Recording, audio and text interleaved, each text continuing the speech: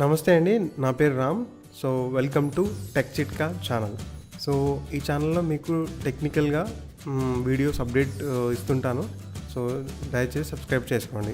So ఈ వీడియోలో మనం జిఎస్టీ అంటే ఏంటో తెలుసుకునే ప్రయత్నం చేద్దాం.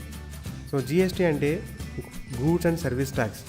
So goods and service tax అంటే వస్తువు సేవల పన్ను అనమాట. సో మనం గవర్నమెంట్కి పే చేయాల్సిన పన్ను. అది రెండు రకాలుగా ఉంటుంది. So direct tax, indirect tax. Direct tax ఏంటంటే మనం ఇంటి పన్ను, ఇన్కమ్ ట్యాక్స్ ఇట్లాంటివి అనమాట. సో ఇండైరెక్ట్ ట్యాక్స్ ఏంటంటే, సో ఇండైరెక్ట్ జిఎస్టీ అనేది ఇంప్లిమెంట్ అయ్యేది ఇండైరెక్ట్ ట్యాక్స్ దగ్గరే.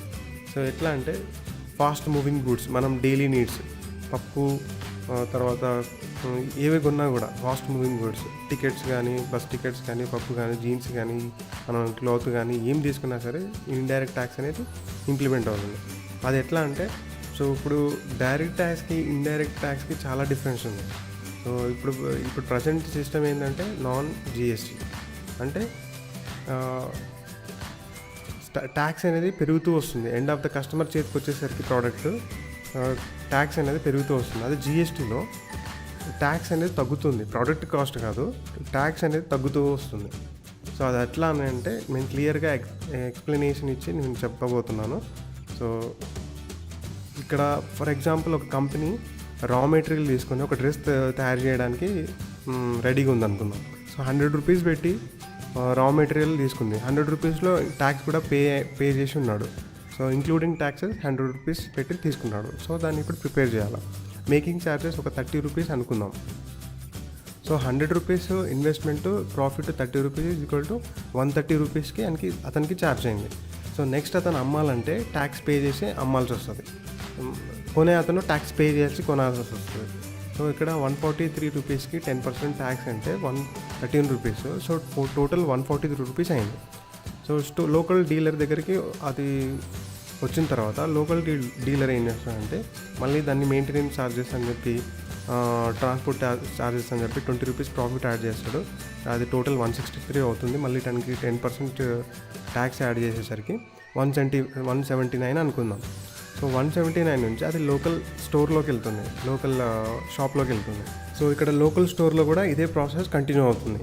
సో 179 ప్లస్ 10 రూపీస్ ప్రాఫిట్, అది 189 అవుతుంది. సో 189కి మళ్ళీ 10% ట్యాక్స్ యాడ్ చేసేసరికి 208 రూపీస్ అవుతుంది. అది నెక్స్ట్ షాప్ అతను మళ్ళీ కొన్నప్పుడు మళ్ళీ ట్యాక్స్ పే చేసి కొంటాడు కాబట్టి సో అతను కూడా ప్రాఫిట్ 10 రూపీస్ యాడ్ చేసుకుంటాడు.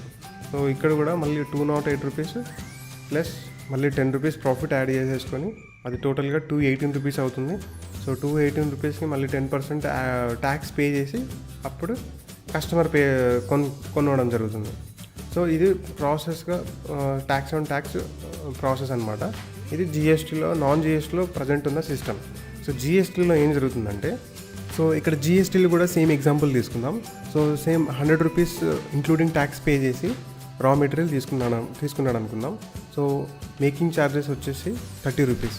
సో ఇక్కడ గుర్తుపెట్టుకోండి, 100 రూపీస్కి ఆల్రెడీ ట్యాక్స్ పే చేశాడు.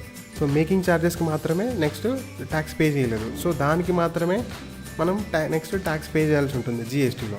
సో 130 అయింది, కానీ సో 100 రూపీస్కి ఆల్రెడీ ట్యాక్స్ పే చేసాం. సో 13 రూపీస్కి పే చేయాల్సి ఉంటుంది ట్యాక్స్. అది క్యారీ ఫార్వర్డ్ అవుతుంది. సో ఆ 3 రూపీస్ మాత్రం క్యారీ ఫార్వర్డ్ అవుతుంది. నెక్స్ట్ అది స్టోర్లోకి వచ్చినప్పుడు 130 రూపీస్ వచ్చి మళ్ళీ 20 రూపీస్ ప్రాఫిట్ యాడ్ చేసేసరికి 150 అవుతుంది. సో 150లో 130 రూపీస్కి ఆల్రెడీ పే చేసాం. నెక్స్ట్ లాస్ట్లో జస్ట్ ఇంతకుముందే మనం 130కి ఆల్రెడీ పే చేసాం. సో ఆ 20 రూపీస్కి మాత్రమే పే చేయలేదు. ఆ 20 రూపీస్కి 10% 2 రూపీస్ అవుతుంది. సో అది క్యారీ ఫార్వర్డ్ అవుతుంది నెక్స్ట్. సో నెక్స్ట్లో కూడా మళ్ళీ 150 ప్లస్ ఇక్కడ స్టోర్లో కూడా 10 రూపీస్ ప్రాఫిట్ యాడ్ చేసేసరికి 160 అవుతుంది. సో 160లో టోటల్ వాల్యూ 160లో 150కి ఆల్రెడీ ట్యాక్స్ పే చేసాం. సో 10 రూపీస్కి మాత్రమే మనం ట్యాక్స్ పే చేయాలి. 10 రూపీస్కి 10% 1 రూపీ అవుతుంది. ఆ 1 రూపీ కూడా ఇక్కడ క్యారీ ఫార్వర్డ్ అవుతుంది. ఇక్కడ కూడా 10% కమిషన్ యాడ్ చేసేసరికి, 10% ట్యాక్స్ యాడ్ చేసేసరికి సో టోటల్ వాల్యూ ఇప్పుడు ఆ క్యారీ ఫార్వర్డ్ అంతా ఇక్కడ యాడ్ అవుతుంది. 160 plus 3 plus 2 plus 1 166 final price అవుతుంది. సో చూశారు కదా ఎంత డిఫరెన్స్ ఉందో. సో నియర్లీ 50 రూపీస్ తేడా వచ్చింది జస్ట్ 100 రూపీస్ ప్రోడక్ట్లోనే. సో మీరు అర్థం చేసుకోవచ్చు జిఎస్టీకి నాన్ జిఎస్టీకి ఎంత తేడా ఉందో అనేది. సో అందుకని కస్టమర్స్కి అంటే ప్రజలకి ఇది జిఎస్టీ వల్ల చాలా ఉపయోగమే ఉందని చెప్పుకోవచ్చు. ఈ వీడియో చూసినందుకు ధన్యవాదాలు. ఇంకా మరిన్ని అప్డేట్స్ కోసం ఈ ఛానల్ని సబ్స్క్రైబ్ చేయండి.